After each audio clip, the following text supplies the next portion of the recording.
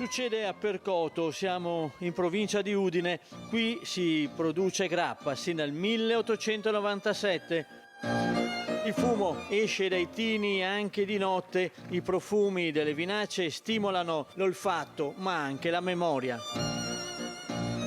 Per noi è una consuetudine. Nostro padre si alzava di notte per venire a controllare, perché questo è il modo che ci hanno insegnato di fare la grappa. Vinacce freschissime per portare nella grappa i profumi e i sapori freschi dell'uva. Adesso alla fine della cotta, quindi del ciclo di distillazione, si toglie la vinaccia che è stata distillata, da cui abbiamo estratto la grappa, e questa vinaccia viene peraltro utilizzata, è un'economia circolare, una cosa molto bella, perché la vinaccia viene utilizzata per ottenere del mangime per uccelli, oppure fertilizzante, o anche olio di semi di vinacciolo. La nostra è una distilleria unica al mondo, 66 alambicchi discontinui artigianali contro la media delle distillerie artigianali italiane che ne hanno dai 6 ai 12. Ma perché questo? Perché la legge permette di distillare 8 mesi all'anno conservando la vinaccia. Noi siamo assolutamente contrari, perché la vinaccia è una materia prima veramente delicata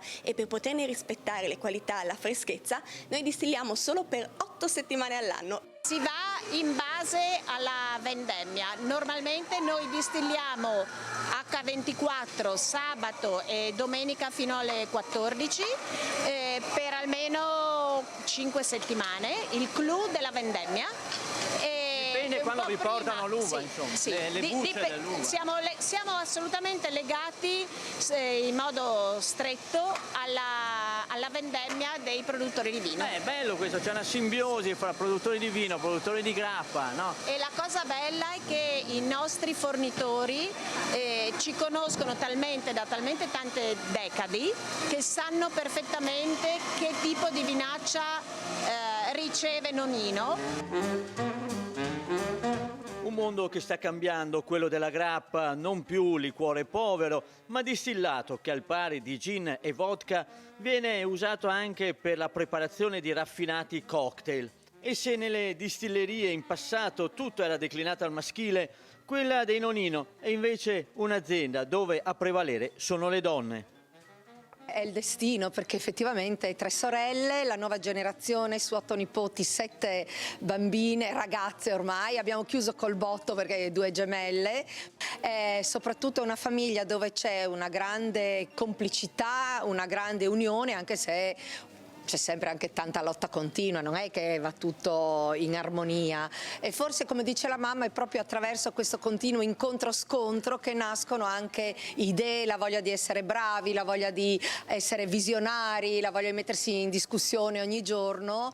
Una distilleria, ma sarebbe più giusto dire una famiglia fortemente legata al territorio, tanto da aver istituito un premio enologico ma anche letterario per valorizzare la civiltà contadina e per salvare quei vitigni autoctoni del Friuli che negli anni 70 stavano scomparendo, coinvolgendo tra gli altri personaggi come Gianni Brera, Claudio Magris, Luigi Veronelli, Peter Brook, Ermanno Olmi, Mario Soldati.